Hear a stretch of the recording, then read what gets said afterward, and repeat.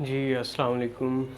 जैसे कि स्टूडेंट्स आपको पता है कि आज हमारा जो टॉपिक है वो है आयनिक प्रोडक्ट ऑफ वाटर का। जैसे कि हम पहले डिस्कस करते हैं, ये इसकी इम्पोर्टेंस लिखी हुई है। कुछ इम्पॉर्टेंट शॉर्ट क्वेश्चन हैं जो टॉपिक के साथ साथ हम देखेंगे। ये इसके एक्सरसाइज के हवाले से जब टॉपिक को पढ़ने के बाद आपको ये एक्सरसाइज के क्वेश्चन जो है ना ये सॉल्व करने आ जाएंगे। ठीक है, तो सबसे पहले बच्चों इसकी हम देखते हैं आयनिक प्रोडक्ट ऑफ वाटर। ठीक है, सबसे पहले आपको पता होना चाहिए वाटर, जो प्योर वाटर होता है, water is a weak electrolyte.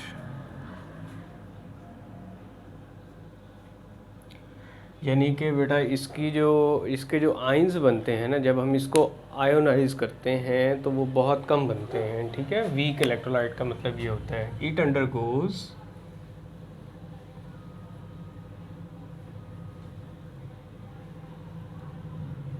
Self ionisation और ऑटो आयोनाइजेशन। किस तरह से? इस रिवर्सिबल रिएक्शन के ज़रिए। वो रिवर्सिबल रिएक्शन क्या है जी? देखें, ये वाटर है, लिक्विड फेज में है, ये एक्वस में कन्वर्ट होगा। इसकी आयोनाइजेशन होगी तो ये H प्लस और OH नेगेटिव में कन्वर्ट हो जाएगा। ठीक है, और बेटा एक चीज़ याद रखनी है कि इसकी जो डेल्टा H की वैल्यू है वो प्लस 57.3 किलो जॉल पर मोल होती है। ठीक है, यानी ये एक एंडोथर्मिक रिएक्शन है। एंडोथर्मिक रिएक्शन का मतलब होता है जिसमें हीट एब्जॉर्ब होती है। 7th चैप्टर में आप ये चीज़ें पढ़ के आ चुके हैं। अब ये देखें, जो रिएक्शन बजाते खुद क्या हो, एंडो हो, इट मीन्स वो फॉरवर्ड में क्या होगा, एंडो, और रिवर्स में क्या होगा, एक्सो। ठीक है, इसका मतलब क्या है? फ़र्ज़ करें कि ये रिएक्शन आपका 25 डिग्री सी पर हो रहा है। ठीक है जी, 25 डिग्री सी पर। ठीक है, इसकी अब दो पॉसिबिलिटीज़ हैं। अगर हम टेम्परेचर बढ़ाएंगे तब क्या होगा, और अगर हम टेम्परेचर कम करेंगे यानी इस टेम्परेचर से जो इसका स्टैंडर्ड है। अच्छा, अब ये देखें 40 डिग्री सी और 10 डिग्री सी आपको नज़र आ रहा है। अच्छा, अब अगर मैं इसका जो है टेम्परेचर बढ़ाऊंगा तो ये रिएक्शन, क्योंकि बजाते खुद एंडो है, ठीक है, तो ये क्या होगा जी, ये रिएक्शन फॉरवर्ड में जाएगा। यानी इसको फॉरवर्ड में लाने के लिए इसका टेम्परेचर बढ़ाना होगा। ठीक है, और इसकी Kc की वैल्यू क्या हो जाएगी, डिक्रीज़ हो जाएगी। ठीक है, जो इसकी Kc की वैल्यू है वो डिक्रीज़ हो जाएगी। और इस केस में अगर हम इसका टेम्परेचर डिक्रीज़ करते हैं तो ये रिवर्स में चला जाएगा। ठीक है, क्योंकि एंडोथर्मिक है। और Kc की वैल्यू यहाँ पे आपके पास क्या हो रही थी, इंक्रीज़ हो रही थी या डिक्रीज़ हो रही थी। अब आप खुद देखें कि फॉरवर्ड में Kc की वैल्यू क्या हो रही है, इंक्रीज़ हो रही है, और रिवर्स में Kc की वैल्यू क्या होगी, डिक्रीज़ होगी। ठीक है जी, फॉरवर्ड डायरेक्शन में। ठीक है, प्रोडक्ट की फॉर्मेशन होगी। अच्छा, अब ये एक सवाल देखें आप, यहाँ पे एक इम्पॉर्टेंट क्वेश्चन है, what is the justification for the increase of ionic product of water with temperature. ठीक है, अब आप ये देखें कि इसकी जस्टिफिकेशन क्या हो सकती है, increase of ionic product of water. ठीक है, जैसे आप टेम्परेचर बढ़ा रहे हैं, रिएक्शन कहाँ जा रहा है, फॉरवर्ड में, यानी प्रोडक्ट की फॉर्मेशन क्या होगी, ज़्यादा होगी। Kc की वैल्यू क्या हो रही है, यहाँ पे बढ़ रही है। ठीक है, अभी हम आगे मज़ीद देखते हैं कि ये आयनिक प्रोडक्ट होता क्या है बजाते खुद ऑफ वाटर। ठीक है, यहाँ तक आपको एक चीज़ क्लियर होनी चाहिए, अगर एक रिएक्शन एंडो है तो वो फॉरवर्ड में एंडो है, और रिवर्स में वो क्या होगा जी, रिवर्स डायरेक्शन में वो क्या होगा, एक्सो होगा। उसका टेम्परेचर बढ़ाने से क्या होगा, वो फॉरवर्ड डायरेक्शन में जाएगा, टेम्परेचर कम करने से वो रिवर्स में जाएगा। ठीक है, यहाँ तक ये बातें आपको क्लियर होनी चाहिए। अच्छा बेटा, ये देखें, इसकी Kc की वैल्यू लिखने के लिए क्या हम लिखते हैं, concentration of products divided by concentration of reactant. अब यहाँ पे प्रोडक्ट्स क्या हैं, H प्लस और OH नेगेटिव, और रिएक्टेंट क्या है, H2O, इसकी मोलर कंसंट्रेशन। ठीक है, अब ये इधर डिवाइड हो रहा है H2O, इधर आके क्या हो जाएगा, मल्टीप्लाई हो जाएगा। ठीक है, तो ये H प्लस और ये OH नेगेटिव अपनी जगह पे है। ठीक है, अब ये product of Kc and concentration of water, it is called ionic product of water. ठीक है, और इसको हम यूं ही लिख लेंगे। अच्छा, एक चीज़ आपने याद करनी है, जो Kc की वैल्यू इस रिएक्शन के लिए होती है वो आपको याद करनी पड़ेगी, 1.8 मल्टीप्लाई बाय 10⁻⁻16। ठीक है जी, और एक चीज़ की तो हमें वैल्यू यहाँ पे पता चल गई, अगर हम इसको मैथमेटिकली आगे लेके जाना चाहते हैं कि ये इसकी वैल्यू है। ठीक है जी, अब कंसंट्रेशन ऑफ वाटर, ये देखें जी, इसको मैं ब्लू से कर देता हूँ। कंसंट्रेशन का मतलब होता है मोल पर डीएम क्यूब। पर डीएम क्यूब की जगह हम, या डीएम क्यूब की जगह हम लीटर भी ले सकते हैं। ठीक है, एक डीएम क्यूब 1 लीटर के बराबर होता है, और 1 लीटर में आपको पता है कितने ग्राम्स होंगे, 1000 ग्राम्स। ठीक है, अब ये देखें कि अगर हमने नंबर ऑफ़ मोल्स निकालने हों वाटर के, यहाँ पे नंबर ऑफ़ मोल्स, तो फार्मूला होता है mass over molar mass. Mass कितना है हमारे पास, 1 लीटर में कितने ग्राम, 1000 ग्राम, और इसका मोलर मैस वाटर का कितना होता है, वाटर के 2 हैं, 2 मल्टीप्लाई बाय 1, हाइड्रोजन का 1 होता है, प्लस 16 मल्टीप्लाई बाय 1, ऑक्सीजन का 1 है। ठीक है, तो 2 1s are 2, 16 1s are 16, तो ये 18 ग्राम पर मोल हमारे पास निकले हैं। ठीक है, तो यहाँ पे हम 18 ग्राम पर मोल, पुट ग्राम ग्राम से कैंसिल, पर मोल ऊपर जाके क्या हो जाएगा। अच्छा, इसको अगर हम सॉल्व कर लेंगे, 1000 को 18 पे डिवाइड करेंगे तो 55.5 मोल्स आपके पास आंसर आएगा। ठीक है, तो हम इस वाले रिएक्शन को लेते हैं। ये देखें, Kc की वैल्यू बेटा आपको पता है कितनी है हमारे पास, 1.8 मल्टीप्लाई बाय 10⁻⁻16। ठीक है जी, और H2O की कंसंट्रेशन की वैल्यू हमारे पास आई 55.5 मोल्स। ठीक है जी,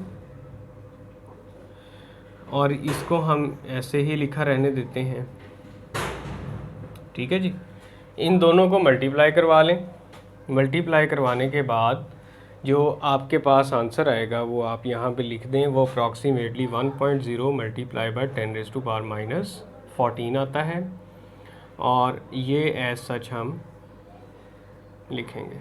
ठीक है, इसको हम सिंपली ऐसे भी लिख सकते हैं 10 क्योंकि 1 है ये, H प्लस और OH नेगेटिव। ठीक है, तो बेटा अब ये जो KW बना है, ये जो KW है एक बात आपने यहाँ पे याद रखनी है, इट डिपेंड्स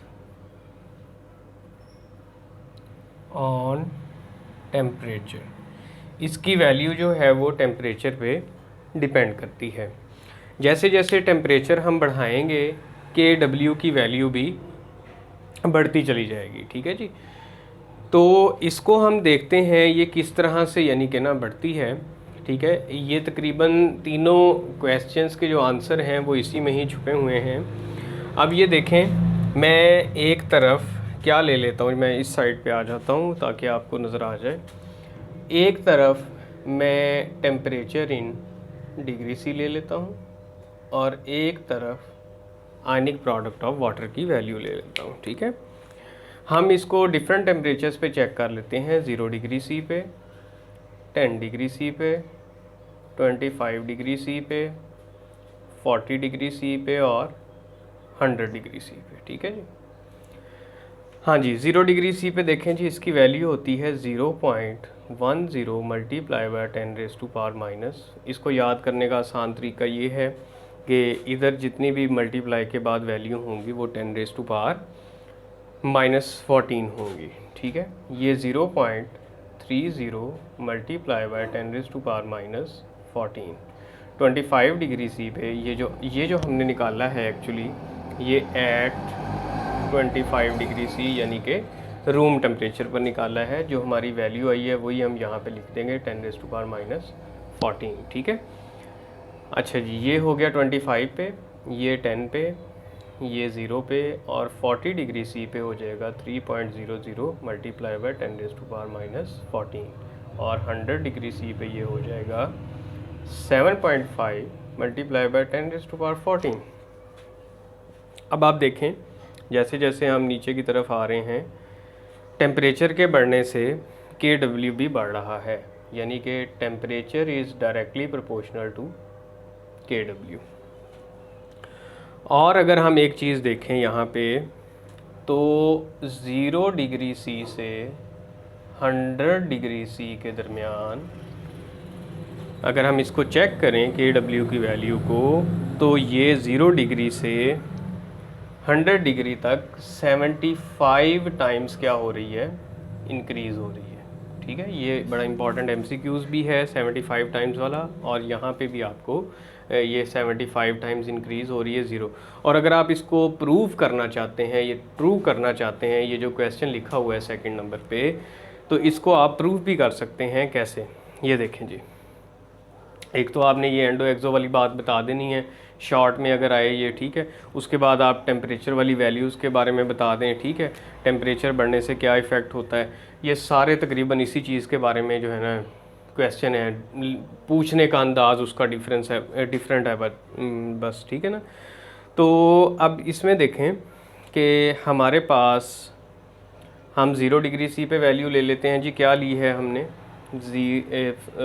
बड़ी में से बड़ी को छोटी पे डिवाइड कर लेते हैं, यानी कि KW एट 0 डिग्री, सॉरी 0 नहीं, बड़ी वैल्यू पहले लें 100 डिग्री सी, क्योंकि बड़ी वाली वैल्यू ऊपर आएगी, divided by KW at 0 degree C, ठीक है जी। ये हो जाएगा 7.5 मल्टीप्लाई बाय 10⁻⁻14 और ये हो जाएगा 0.10 मल्टीप्लाई बाय 10⁻14। ये इससे कैंसिल हो जाएगा। इसको आप सॉल्व करेंगे तो आपके पास आंसर आएगा 75, ठीक है जी। तो इससे ये प्रूव हो गया कि 0 डिग्री सी से 100 डिग्री सी तक, यानी 100 डिग्री सी तक जो वैल्यू है KW की टेम्परेचर के बढ़ाने से वो 75 टाइम्स इंक्रीज़ कर रही है। ये सवाल, is it true that value of KW increases 75 times when temperature is increased from 0 degree C to 100। इसका भी आंसर तकरीबन सेम है। आपने ये टेबल बना के अब ये देखें, what is the justification for the increase of the ionic product of water with temperature, ठीक है जी। इसका भी अप्रॉक्सीमेटली जो है ना सेम है, ठीक है। इज़ इट ट्रू, ये हमने पढ़ लिया। What is the ionic product of water, how does this value change by change in, इसका भी यही आंसर है। आयनिक प्रोडक्ट ऑफ वाटर क्या लिखेंगे, the product of concentration of water and the value of Kc of this reaction, ठीक है। तो ये KW कहलाएगा। इसकी डिफ़ाइन करने के बाद आप डेफिनेशन के बाद आप चेंज में इसके चेंज की टेम्परेचर के चेंज की जो है ना वजाहत कर दें। ठीक है जी, यहाँ तक आप इसको नोट कर लें या इसका स्क्रीनशॉट ले लें।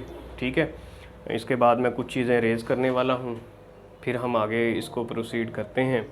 या थोड़ी सी हमारे पास जगह है, हम इसको नीचे ही थोड़ा सा कर लेते हैं। ठीक है, तो यहाँ पे हम देखते हैं जी। अब एक चीज़ आपने याद रखनी है, अगर हम इस वाटर के अंदर एसिड को ऐड करेंगे, ठीक है ना, अगर हम किसको ऐड करते हैं, एसिड को ऐड करते हैं किस में जी, H2O में। ठीक है, तो H प्लस आइंस की कंसंट्रेशन वो क्या हो जाएगी, बढ़ जाएगी। ठीक है, H प्लस आइंस की कंसंट्रेशन क्या हो जाएगी, बढ़ जाएगी। ये देखें इस तरह से, H plus ions will be greater than OH negative ions, लेकिन KW क्या रहेगा, कांस्टेंट।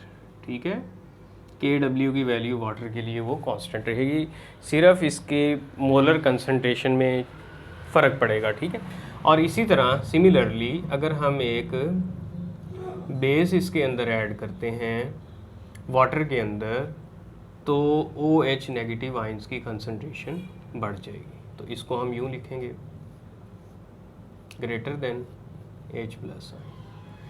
लेकिन अगर हम न्यूट्रल वाटर की बात करते हैं,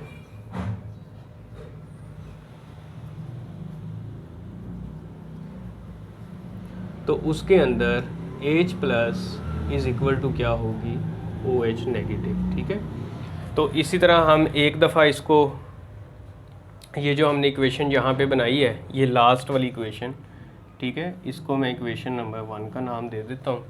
इस इक्वेशन में हम एक दफ़ा OH की जगह H प्लस लेंगे और एक दफ़ा H प्लस की जगह OH लेंगे और इनकी वैल्यूज़ को अलग अलग निकालेंगे। ठीक है जी, तो अब मैं थोड़ा सा ऊपर से रेज़ करने लगा हूँ। ठीक है, इसको रेज़ करने के लिए हमारे पास, बाकी आपने इसको जो है मैंने पहले आपको कहा था इसका स्क्रीनशॉट ले लें। ठीक है जी, तो ये हमारा टॉपिक है, इस इक्वेशन को मैं लिखा रहने देता हूँ। ठीक है जी, जो लास्ट हमें रिक्वायर्ड है। अच्छा जी, आगे चलते हैं हम। ये इक्वेशन हमारे पास है, इसको हम यहाँ से स्टार्ट करेंगे। 10⁻⁻14 is equal to H plus into OH negative. ठीक है जी, अच्छा अब मैं क्या करूँगा, यहाँ जैसा कि हमने लिखा है, मैं H plus is equal to क्या है जी, OH नेगेटिव, तो मैं OH नेगेटिव की रिप्लेसमेंट में क्या कर लेता हूँ, H प्लस ही ले लेता हूँ। ठीक है जी, ये H प्लस और ये भी क्या हो जाएगा, H प्लस। ठीक है, ये H प्लस का क्या हो जाएगा, स्क्वायर हो जाएगा। ठीक है, taking square root on both sides. ठीक है जी, जब आप ये लेंगे H प्लस आइंस की कंसंट्रेशन का स्क्वायर, ये इसके साथ कैंसिल हो जाएगा और यहाँ पे आंसर आपका आ जाएगा -7। ठीक है जी, अच्छा ये पीछे से क्या चलते आ रहे थे, इसके साथ जो यूनिट चलता आ रहा था वो मोल्स है आपका। यहाँ पे शायद ऊपर मैंने कहीं लिखा था जो रेज़ कर दिया, ये H प्लस आइंस की कंसंट्रेशन आपके पास क्या आ गई, इतनी। सिमिलरली यही काम आप किसके लिए करेंगे, यही इक्वेशन आप लेंगे, इक्वेशन 1। अब आप, पहले हमने इसकी जगह H प्लस किया था, अब हम यहाँ पे OH पुट करेंगे। ठीक है जी, पहले मैं इक्वेशन लिख लेता हूँ इसी तरह, OH नेगेटिव। ठीक है जी, अब इसमें पुट करें, मैंने आपको बोला कि H प्लस की जगह OH या OH की जगह हम क्या पुट कर सकते हैं, H प्लस। ठीक है, अब ये देखें,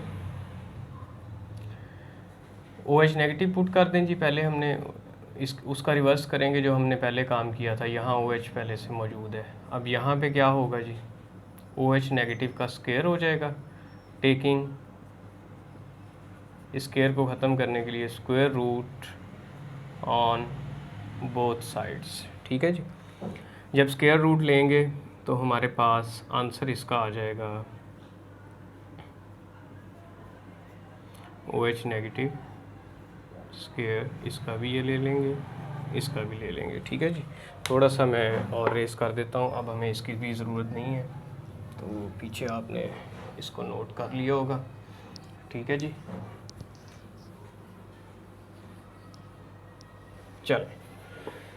अच्छा जी, अब आगे देखें, ये हो जाएगा, इसका स्क्वायर रूट लेंगे आप, तो ये OH नेगेटिव की कंसंट्रेशन क्या हो जाएगी ये, तो एंड पे हम इसके साथ क्या लगा देंगे, मोल्स।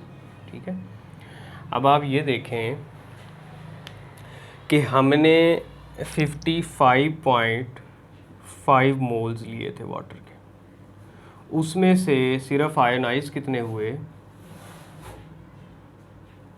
Only 10⁻⁻⁷ moles. यानी इससे प्रूव हुआ कि वाटर क्या है, वीक इलेक्ट्रोलाइट है। ठीक है जी, ये चीज़ें आज के लेक्चर में थी, इसमें से जो शॉर्ट आते थे वो मैंने साइड पे लिख दिए हैं। अगली वीडियो इस लेक्चर के जो इम्पॉर्टेंट MCQs आपके पेपर में आए हुए हैं उनको हम डिस्कस करेंगे। अगर आपने ये टॉपिक अच्छी तरह से समझ लिया है तो आपके लिए उनको करना कोई इतना मुश्किल काम नहीं है। तो नेक्स्ट लेक्चर में हमारे इसके होंगे जी MCQs। ओके जी, अल्लाह हाफिज़।